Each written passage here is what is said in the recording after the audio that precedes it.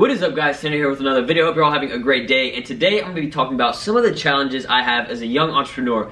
And specifically, after making a little bit of money and, making a YouTube channel and all that stuff, a lot of factors come into play as challenges, as a young entrepreneur, both online and in the real world. So I'm going to go over 3 minor reasons and then 1 big reason. And if you haven't heard already, I'm giving away 5 free scholarships for my dropshipping course.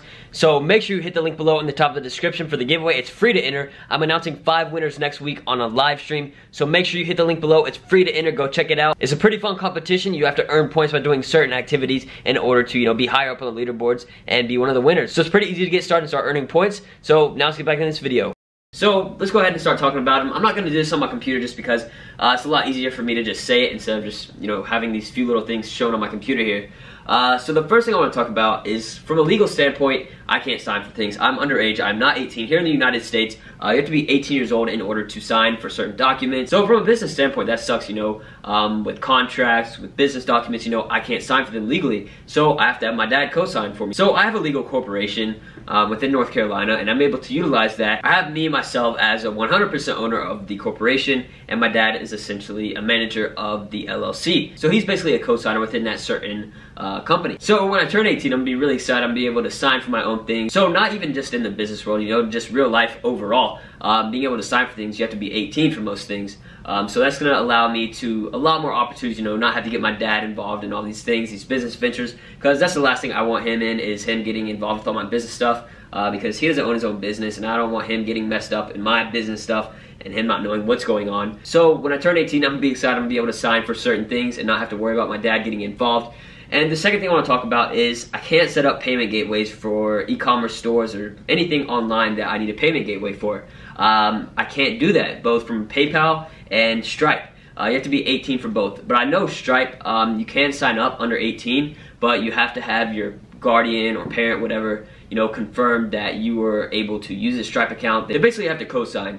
So with Stripe, you can get around that. And the thing with PayPal is you have to be 18 to have an account open. You can open one under 18, but you never know when they're going to find out that you're not 18 or when they're going to shut it down and stuff like that, just because if you're under 18 and you have $10,000 in your PayPal and they find out you're 15 or whatever, they're going to lock that money up just because, you're not of age. And if they ask for your ID or some kind of document and you turn in one that says you're 15, then they're just automatically going to hold your money and basically shut down your account. So, for me, I'm 17 years old and I've always had to have my dad help me with the PayPal stuff. Now, since I have a legal business, I'm able to, have a PayPal open under that name, my business name. But I still have to have my dad basically co-sign for it because, as I said, I'm not 18 and PayPal requires you to be 18 years old to open a PayPal account and have it in good standing. The third minor thing I want to talk about is credit. So if you don't know what credit is, basically you can, borrow money from the bank and you build this sort of trust between you and the bank, and they will over time allow you to use more and more of their money. So for me, you have to be 18 to open your first credit card and start,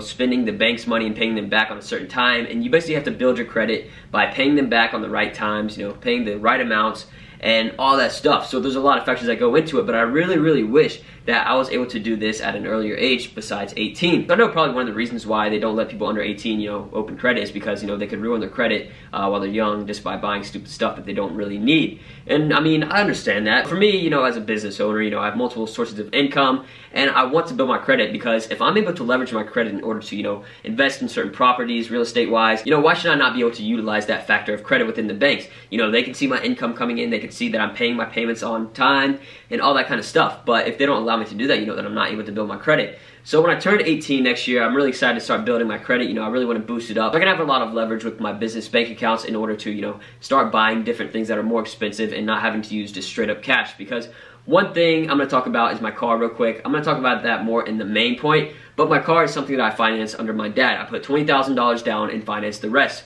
for, I believe, 48 months. So now I have to pay every single month on that car payment. I pay my dad. I mean, it comes directly out of my bank account because it's a business bank account. So just straight out there, I had to finance it under my dad because I don't have credit. And why would I put, all this money into this depreciating asset essentially when I could be holding that cash and using it for something that can make me money in the future? Like if a big investment opportunity pops up, I need 50 grand, 60 grand, 70 grand, whatever, just out of nowhere, if I don't have that money there and it's in this car, I'm not able to spend that. So that's why I finance it under my dad, no worries there, I'm building his credit, not a big deal. I believe it's a lot smarter to do that instead of just paying a bunch of cash unless you have a ton of money and you can just throw that money out there like nothing. But for me, you know, I think it was the right move to put, you know, a significant down payment and then finance the rest. And also here, I don't know if it's just North Carolina or every state in the United States, but you know, I can't have a car in my name because I'm 17 years old. But once I turn 18, I'll be able to transfer the car over to my name instead of my dad's name, just because, you know, in order to be the owner of a vehicle and to, you know, have everything set, you have to be 18 years old or older. So, you know, not a big deal. I'm 17, no worries about it. I'm paying for it. I pay for the insurance, all that kind of stuff. But yes, it is under my dad's name. I know a lot of people are skeptical about that, but I mean, that's the truth. There's no big deal to it. But now let's get into the main point of, I would say, the biggest challenge of being a young entrepreneur. And that is coming from a credibility standpoint, both from in person, you know, real life, and online. So, you know, everywhere I go, now that I have this Porsche, you know, I get a lot of trash talk online as well as in person. You know, I went to get a tux yesterday for prom. I walk in there and I was just holding my Porsche key in my phone, you know, just like normal when I walk into a store or whatever. And this guy looks at me, he's like, yo, your parents must have loved you a lot to give you that car. And I was like, nah, man, I got it myself. And I mean, one thing that I feel like people really notice, you know, that's just right off the bat, just judging me right as I walk in the door. You know, he doesn't know me, I didn't talk to him or anything like that. But one way you can tell of how somebody, whether they bought it themselves or whether they have it, is, you know, how they hold themselves real life when they're talking, how they respect it. You know, if my parents bought me this car, I wouldn't respect it as much as I do since I paid for it myself. So I worked for this, you know, something that I achieved. It was a goal I had. And then, you know, that just makes me really respect it. And, you know, I take really good care of it and all that kind of stuff because it's my car, you know, I paid for it. And it's my liability that I have to take care of and make sure that everything's in good standing with it because it's my car, you know, I want to make sure everything's fine. But one thing, you know, at this age, you know, I started all that stuff when I was 12 years old. And, you know, just going through the years, you know, meeting people in person. I used to go to a ton of local business events until I realized, like, most people there are just phonies. Like, they don't even make money. They're just there to try and, you know, look good or whatever. Like, they go all in their suits and stuff and try and look good, you know, use fancy words. But in reality, they're just working a 9 to 5. And they're just there, you know, to meet people, hang out. They have free food at these things, so they're going there to free food. I don't know. There was, like, a few select people that I met that were really cool. You know, they had their own businesses, and they helped me out learning. But most of the people, they just weren't the type of people that I wanted to meet. And 90% of them were older. And, you know, I like networking with younger people that are like-minded with me, you know, that make money online. So one thing for me, you know, a lot of these older people at these events, you know, they didn't really understand what I did, how I made money. Being a little kid walking in there with all these older people around me, you know, 40, 50, 60, whatever, you know, they don't trust me. You know, they see me, oh, this is probably just one of these other guys' kids just walking around here. You know, they joke with you, whatever, but, like, they don't really take you serious, you know? You'll either have people that really respect you and be like, oh, they understand, you know, they take your word for it, or they're gonna be completely against you. But one thing I don't like is people that are just one-sided, you know?